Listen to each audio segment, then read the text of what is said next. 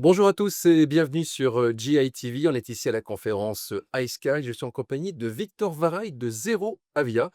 Alors Zero Avia, si vous ne connaissez pas, c'est une start-up qui est basée aux États-Unis, en Grande-Bretagne. Et vous, Victor, en fait, vous êtes basé en France. Vous êtes d'ailleurs l'unique représentant pour l'instant de la compagnie. C'est le cas absolument. Alors l'objectif c'est de grossir, de faire grossir les équipes en France à un moment, parce qu'on pense que l'écosystème, français est particulièrement riche à la fois sur la partie, hydrogène et la partie aviation. Mais effectivement il faut convaincre, le top management de Zero Avia que ça vaut le coup.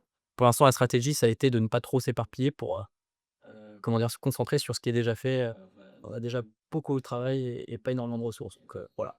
Alors Zero Avia, bien sûr, c'est un pionnier de l'aviation hydrogène avec des vols qui ont déjà été effectués.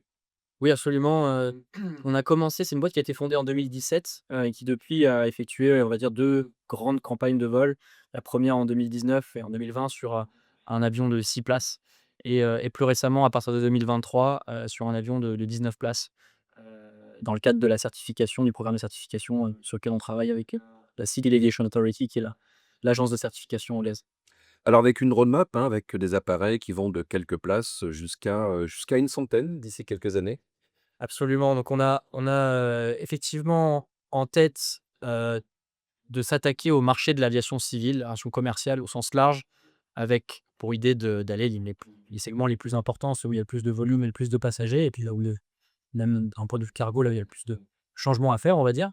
Mais c'est vrai qu'on se focalise la stratégie, c'est vraiment une stratégie des petits pas et de se positionner d'abord sur les petits segments, donc ce qu'on appelle les small turboprop, qui sont des avions, entre 9 et 19 places.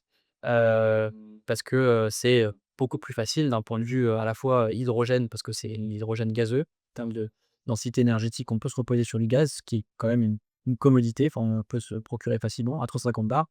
Il y a un deuxième élément qui est que, d'un point de vue certification, c'est beaucoup plus simple de certifier un petit avion qu'un gros avion. On parle de 16-23 versus 16-25. Et enfin, en termes de technologie, et j'aurais dû commencer par là, ce qu'on appelle la power density, donc la densité de puissance par unité de kilo. Le poids est un énorme ennemi dans l'aviation et donc il faut, qu'on atteigne un certain niveau et c'est beaucoup plus simple, d'un point de vue technologique en termes de verrou, de faire voler des petits avions que des plus lourds. Alors bien sûr, il y a le challenge lié aux avions, puis il y a aussi l'équipement. Donc en fait, comment on fait le plein? Et là, pour le coup, c'est les solutions mobiles que vous utilisez. Très bonne question. Effectivement, l'écosystème au sol, a besoin de se préparer et c'est un des obstacles principaux quand les gens nous posent la question de l'aviation à hydrogène et c'est aussi un des obstacles auxquels se heurte Airbus aujourd'hui dans le cadre d'un éventuel délai de leur programme. Il y a d'abord la possibilité d'avoir de l'hydrogène bas carbone, assez peu cher et avec une supply chain qui serait, comment dire? Fiable.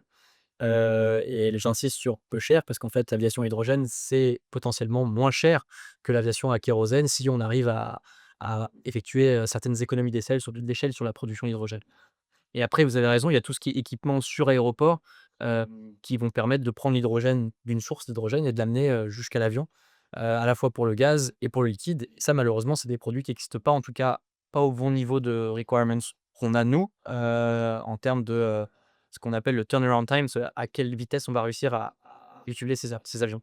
Donc voilà, on travaille sur ces 2 technologies, à la fois gazeuse et des liquides, mais on considère que c'est pas forcément notre core business, c'est juste que c'est quelque chose qu'on a besoin de faire dans la phase d'activation, on va dire.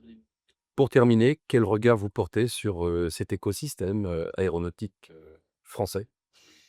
Très bonne question, je pense il est unique au monde. Il y a d'abord, Airbus qui est le l'avionneur numéro un mondial, mais en fait c'est important, c'est le plus visible, mais finalement c'est pas exhaustif du tout. Il y a plein de petits acteurs et de petites startups qui travaillent, sur ce projet d'aviation décarbonée. Aujourd'hui, le monde est quand même en train de se tourner vers l'Europe, en la matière.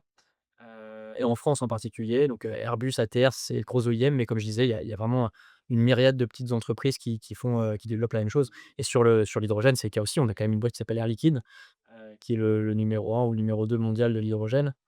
Donc il y a vraiment des choses à faire. Et en plus, il y a une volonté politique assez certaine sur laquelle il faut quand même, insister et il faut pas hésiter à comment dire? À frapper plus fort. Merci, c'était Victor Varaille de Zero Avia. À bientôt sur GITV. Merci.